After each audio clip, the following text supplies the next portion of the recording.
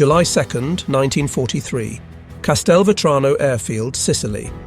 The Focke-Wulf 190's pilot never saw the P-40 Warhawk diving from above until machine gun fire tore through his fuselage, sending his aircraft spiraling toward the Sicilian countryside below. First Lieutenant Charles B. Hall, a 22-year-old from Brazil, Indiana, had just recorded what German Luftwaffe commanders believed impossible. A black pilot had shot down one of their elite fighter aircraft. The swastika painted on Hall's P-40L Warhawk that afternoon would become the first of 112 enemy aircraft destroyed by the men the Germans would reportedly come to call Schwarze Vogelmenschen, the Black Birdmen. In Nazi Germany, racial doctrine classified black people as Untermensch, subhuman, incapable of mastering complex machinery or demonstrating courage in combat. The Nuremberg laws had forbidden marriages between Germans and people of African descent. Yet here, above the Mediterranean skies, that ideology was about to collide catastrophically with reality, as 992 trained pilots from Tuskegee, Alabama, would systematically demolish both German aircraft and German assumptions about racial superiority. What the Luftwaffe pilots didn't know as they climbed to intercept American bombers in 1943 was that they were about to face some of the most rigorously trained, highly motivated fighter pilots in the entire United States Army Air Forces. Men who had overcome obstacles their white counterparts never faced, who had trained harder and longer than standard pilots, and who carried into battle not just the weight of national duty, but the burden of proving an entire race's capability. The mathematics of aerial combat would soon be written in the skies over Europe. 15,000 combat sorties, 1,578 missions, 112 aerial victories, and a bomber escort loss rate significantly lower than white fighter groups. Statistics that would force even the most fanatical Nazi ideologues to confront the bankruptcy of their racial theories. The journey toward that first aerial victory began not in combat, but in the hostile environment of American segregation. In 1925, the U.S. Army War College had published a report titled Employment of Negro Manpower in War that concluded, "Compared to the white man, he is admittedly of inferior mentality. He is inherently weak in character." This official military assessment claimed that black soldiers lacked the intelligence for technical roles and the courage for combat leadership. Yet even as military leaders clung to these prejudices, a small group of black Americans was already proving them wrong. Eugene Bullard had flown for France in World War I because America wouldn't let him serve. Bessie Coleman had earned her pilot's license in France in 1921, where no American flight school would accept her. By the 1930s, the Coffee School of Aeronautics in Chicago had trained dozens of black civilian pilots, demonstrating that flying skill knew no racial boundaries. The pressure for change intensified as war clouds gathered over Europe. Civil rights leaders like Walter White of the NAACP, Labour leader A. Philip Randolph, and Judge William H. Hastie lobbied relentlessly for black inclusion in military aviation. Black newspapers, the Chicago Defender, the Pittsburgh Courier, the Baltimore Afro-American, hammered the Roosevelt administration with a simple question: how could America fight for democracy abroad while denying it at home? On April 3, 1939, Public Law 18 finally cracked open the door. Senator Harry H. Schwartz had inserted an amendment requiring the civilian pilot training program to include one or more schools designated by the Civil Aeronautics Authority for the training of any Negro air pilot. It was a grudging concession wrapped in segregation, but it was a beginning. When Franklin Roosevelt ran for an unprecedented third term in 1940, he needed black votes in key northern cities.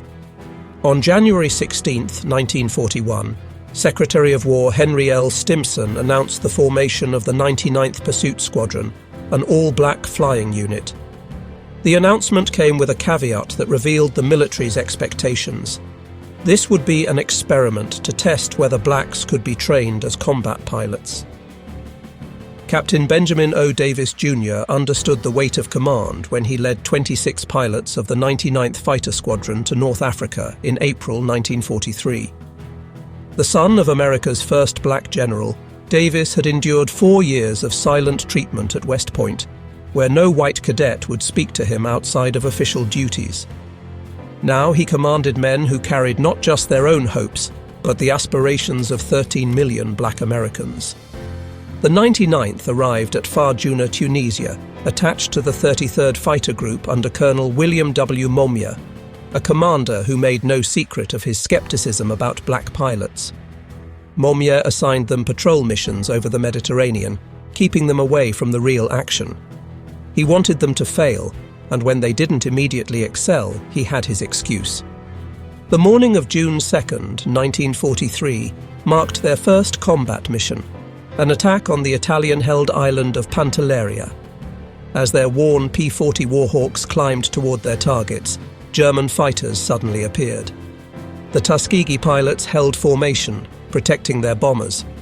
No aircraft were lost on either side, but the Germans had learned their first lesson. These pilots wouldn't break under pressure. But it was July 2nd, 1943 that changed everything. Charles Hall was flying his 8th mission, escorting B-25 Mitchell bombers attacking Castelvetrano airfield in Sicily. 2 Focke-Wulf 190s bore down on the bomber formation. Hall later testified, "I saw 2 Focke-Wulfs following the bombers just after the bombs were dropped. I headed for the space between the fighters and bombers and managed to turn inside the Jerrys. I fired a long burst and saw my tracers penetrate the second aircraft. He was turning to the left, but suddenly fell off and headed straight into the ground." When Hall landed, the entire base erupted. Black ground crews, who had endured months of insults from white personnel, finally had their answer to every slight. Hall's victory was the first aerial kill by a black American pilot in US military history. By January 1944, the 99th Fighter Squadron had been in combat for 7 months, but Colonel Momier had filed a devastating report claiming they lacked aggressiveness and recommending their removal from combat. The report reached General Henry Hap Arnold, who prepared to shut down the experiment. Then came Anzio. On January 27, 1944, the Luftwaffe launched massive raids on Allied forces at the Anzio beachhead. 15 pilots of the 99th, flying obsolete P-40s, encountered superior Focke-Wulf 190s over the battlefield. What followed would silence the critics forever. The 99th shot down multiple enemy aircraft. Sources vary between 8 and 13 kills over 2 days. Captain Charles Hall claimed 2 more victories, bringing his total to 3. In 2 days, flying inferior equipment, they had destroyed more enemy aircraft than they had in their previous 7 months of combat. The War Department launched a study comparing the 99th with other P-40 squadrons and concluded they were performing just as well as white units. The success at Anzio proved black pilots could excel in combat when given the opportunity. In May 1944, the 332nd Fighter Group, combining the 99th, 100th, 301st and 302nd Fighter Squadrons, received orders that would transform them from outcasts to legends. They would join the 15th Air Force as bomber escorts, flying the long, dangerous missions deep into Nazi Germany. Colonel Benjamin Davis gathered his pilots at Ramitelli Airfield on Italy's Adriatic coast. "We cannot afford to lose bombers," he told them. "Our job is not to be aces. Our job is to bring those bombers home." This directive would define their combat philosophy: stay with the bombers, no matter what. In June 1944, General Nathan Twining ordered a systematic marking system for fighter groups. Each would receive distinctive colours for instant identification. The 332nd was assigned red, not just red noses or red bands, but entire tail sections painted crimson. The P-51 Mustangs, with their red tails, red propeller spinners, and red nose bands, became instantly recognisable. The first bomber crews to receive red tail escorts didn't know their protectors were black. They only knew that these fighters stayed close, never abandoning them for easy kills. Word spread through the bomber groups. Request the Red Tails if you can get them.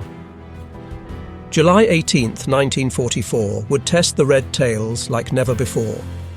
Colonel Davis led 66 Mustangs to rendezvous with bombers targeting the Luftwaffe base at Memmingen, Germany. The bombers were late. Davis made a crucial decision: orbit in enemy territory rather than return to base. When the bombers finally appeared, so did the Luftwaffe, approximately 100 German fighters attacking from multiple directions. The Germans had learned that overwhelming numbers might break the Red Tails' protective screen. Despite fierce defense by the 332nd, who claimed 11 to 12 victories, 15 B-17 fell to enemy fighters in 20 minutes of savage combat. The 332nd lost 3 pilots: Lieutenants Robert Hutton, Wellington Irving, and Alfred Brown. Critics claimed the high bomber losses proved black pilots couldn't handle major battles. But operational analysis revealed the truth. The 332nd had arrived at an impossible situation with massive German forces already engaging the bombers. They had prevented complete disaster. By March 1945, the Luftwaffe's conventional fighters could barely challenge Allied air supremacy. But Germany had one last card: the Messerschmitt Me 262, the world's first operational jet fighter. With a top speed of 540 miles per hour, it could outrun any propeller-driven aircraft. On March 24, 1945, the 332nd Fighter Group received its most challenging assignment: escort bombers 1,600 miles round trip to Berlin to attack the Daimler-Benz tank factory. Intelligence warned that Me-262s from Jagdgeschwader 7 would defend the target. Colonel Davis led 43 P-51 Mustangs into the heart of the Reich. As they approached Berlin, Me-262s appeared, the largest jet fighter force ever assembled for a single interception. Lieutenant Roscoe Brown had studied the jets' weaknesses. "We knew the German jets were faster than we were. Instead of going directly after them, we went away from them and then turned into their blind spots," he explained. Brown shot down one Me-262, reporting, "I pulled up at him in a 15-degree climb and fired 3 long bursts from 2,000 feet at 8 o'clock to him. Almost immediately, the pilot bailed out from about 24,500 feet." Lieutenant Earl Lane performed what many considered impossible, shooting down a Me-262 with a 2,000-yard deflection shot using the new K-14 computing gun sight. Lieutenant Charles Brantley claimed the 3rd jet victory that day. The destruction of 3 Me-262s in a single engagement represented more jets than most fighter groups would destroy in the entire war. The Red Tails had just exceeded the total of all previous American Me-262 kills in one afternoon. The 332nd Fighter Group earned a Distinguished Unit Citation for this mission. Not all encounters between Tuskegee Airmen and Germans ended in victory. 32 pilots became prisoners of war, and their experiences revealed complex interactions between Nazi ideology and military reality. Lieutenant Alexander Jefferson was shot down on August 12, 1944, during his 19th mission. His P-51 took flak over southern France while strafing radar installations. At his interrogation, the German officer had extensive intelligence about the 332nd Fighter Group. The interrogator had information about Ramitelli Airfield, about our squadron commanders, even details about my parents' home in Detroit, Jefferson recalled. He knew my father was a teacher and my mother's maiden name. Their intelligence was frighteningly thorough. Inside Stalag Luft III, Jefferson found himself treated like any other American officer. White POWs from bomber crews often approached him with gratitude for red tail protection. These interactions, impossible in segregated America, occurred naturally in German prison camps. The irony wasn't lost on Jefferson. Here I was in a Nazi POW camp, being treated more equally by white Americans than I would be back home. When the war ended and Jefferson returned to the United States, he was immediately segregated at the disembarkation point. While German pilots reportedly acknowledged the Red Tail's skill with the nickname Schwarze Vogelmännchen, American bomber crews became their most vocal champions. These men, who faced death on every mission, cared nothing about race, only survival. Bomber crews developed their own mythology about the Red Tails. Stories spread about their distinctive flying style, the way they waggled their wings in greeting, their tight formations, their refusal to abandon damaged bombers. Red Tail Angels became the bomber crew's name for them. The statistics supported the bomber crew's preferences. Research by Air Force historian Dr. Daniel Hallman revealed that bombers under 332nd Fighter Group Escort lost only 27 aircraft to enemy fighters, compared to an average of 46 for other P-51 groups of the 15th Air Force. This superior protection rate occurred despite the Red Tails flying some of the longest and most dangerous missions of the war. By war's end, the Tuskegee Airmen had compiled a combat record that demolished every pre-war assumption about black military capability.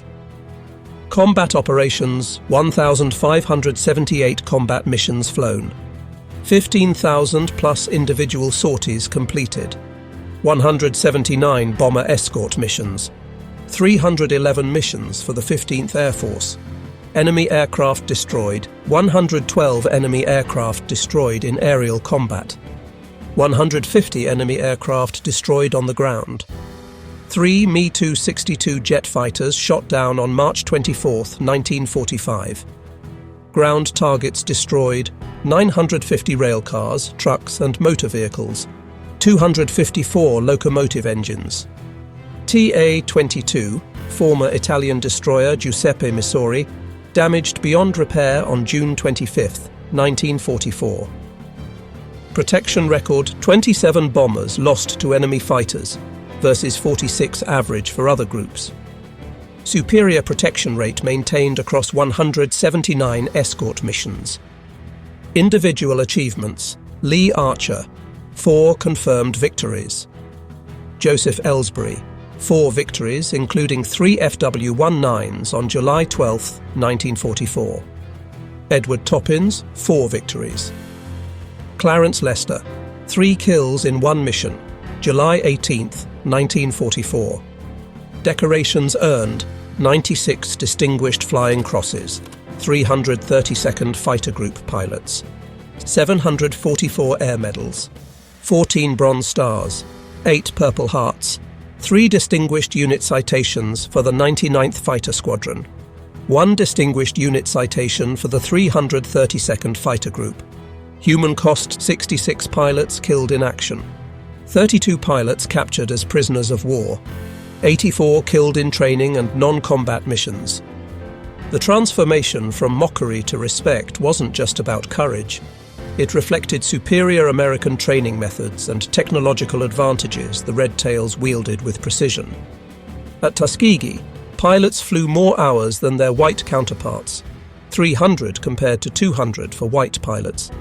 They practiced formation flying obsessively, knowing that in combat, discipline would be their edge. The washout rate at Tuskegee was 60% compared to 40% for white cadets. Only the very best survived the program, creating what Colonel Noel Parrish, Tuskegee's commander, called a super-selected group. The progression through aircraft types told its own story. The 99th began with hand-me-down P-40 Warhawks, already obsolete when they arrived in North Africa. These liquid-cooled Allison engine fighters were inferior to German Bf-19s and FW-19s in almost every performance metric. Yet the Tuskegee pilots used the P-40's superior turning ability and rugged construction to hold their own. The arrival of P-51 Mustangs in July 1944 transformed the Red Tails into equals of any fighter unit in the war. The North American P-51D Mustang represented American industrial perfection. Its Packard-built Merlin engine gave it a top speed of 437 miles per hour. Its 6.50 caliber machine guns could destroy any aircraft. Most importantly, its range, over 1,600 miles with drop tanks, allowed it to escort bombers anywhere in the Reich. Behind every pilot who shot down a German aircraft stood dozens of support personnel, mechanics, armourers, crew chiefs, who kept the red tails flying. Of the approximately 16,000 Tuskegee Airmen who served, fewer than 1,000 were pilots. The rest were the unsung heroes who made victory possible. The ground crews worked miracles with limited resources. Ramitelli Airfield in Italy was primitive compared to other American bases. Spare parts were scarce, with the 332nd often last in line for supplies. Yet their aircraft availability rate, the percentage of planes ready for combat, equaled or exceeded that of white units. These ground crews also faced combat. German raids on Ramitelli were rare but deadly. On March 24, 1944, a German bombing raid killed several support personnel. The men continued working through the attack, pulling aircraft away from burning fuel dumps. The strategic bombing campaign over Europe provided the ultimate testing ground for the Tuskegee Airmen. Each B-17 Flying Fortress cost $238,000 and carried 10 highly trained crew members. The loss of a single bomber represented a strategic setback that rippled through the entire war effort. This is why bomber protection mattered more than aerial victories. Colonel Davis understood this when he ordered his pilots to resist the temptation to chase German fighters. "Anyone can shoot down a fighter if they abandon their post," he said. "It takes discipline to stay with the bombers when the enemy is running."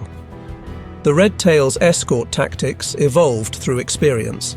They developed a three-layer defense: close escort weaving directly above the bombers, medium escort positioned to intercept incoming fighters, and high escort watching for diving attacks. This system required precise coordination and absolute discipline. The Tuskegee Airmen fought two wars simultaneously, against fascism abroad and racism at home. Their combat record challenged both Nazi racial ideology and American segregation, proving that excellence in aerial combat transcended racial categorization. While the Tuskegee Airmen fought Germans abroad, they battled prejudice at home. Their victories over the Luftwaffe made headlines in black newspapers, but were often minimized or ignored by the mainstream press. The Pittsburgh Courier's Double V campaign, Victory Against Fascism Abroad and Racism at Home, used the Tuskegee Airmen as prime examples. The contrast with German awareness was stark. By 1945, the Luftwaffe reportedly knew exactly who flew the red-tailed Mustangs, calling them Schwarze Vogelmenschen. Meanwhile, many white Americans didn't know black pilots existed. This ignorance was deliberate. The War Department rarely publicized the Tuskegee Airmen's successes. Victory in Europe brought not celebration, but uncertainty for the Tuskegee Airmen. While white units prepared for victory parades, the 332nd faced questions about their future. The Army Air Forces planned to maintain segregation despite combat evidence of its absurdity. For decades after World War II, the achievements of the Tuskegee Airmen remained largely unknown to mainstream America. Individual pilots struggled with this erasure. Lee Archer, with his 4 victories, worked as an executive but rarely spoke about his war record. "Nobody believed me anyway," he said. "A black fighter pilot? Must be lying." In 1948, President Harry Truman signed Executive Order 9981, integrating the US military, a decision influenced by the Tuskegee Airmen's combat performance. Benjamin Davis, who had led the Red Tails over Berlin, became the Air Force's first black general in 1954. Recognition came slowly. In 2007, President George W. Bush awarded the Congressional Gold Medal to the Tuskegee Airmen. Only 300 of the original pilots survived to attend. Many had waited over 60 years for national recognition. The transformation from mockery to respect wasn't mythology, but documented fact. The numbers remain irrefutable. 112 aerial victories against the Luftwaffe. 3 Me-262 jet fighters destroyed in one mission. 150 enemy aircraft destroyed on the ground. 27 bombers lost versus 46 average for other groups. 96 distinguished flying crosses earned by 332nd Fighter Group pilots. The reportedly nicknamed Schwarze Vogelmenschen proved that prejudice crumbles when confronted with undeniable capability. Every German fighter destroyed, every bomber protected, every mission completed added evidence to an irrefutable case. The colour of a pilot's skin had nothing to do with his ability to fly and fight. Roscoe Brown, who shot down a German jet over Berlin, summarised their achievement. "We didn't just fight the Germans. We fought ignorance, prejudice and hatred, and we won all 3 battles." The Tuskegee Airmen hadn't just won battles, they had changed history. They fought 3 wars simultaneously and won them all, defeating the Luftwaffe in combat, challenging Nazi racial ideology through performance, and eventually helping demolish American segregation through undeniable excellence. When given the opportunity, the Tuskegee Airmen soared, transforming mockery into respect, prejudice into acceptance, and enemies into witnesses of their extraordinary achievement.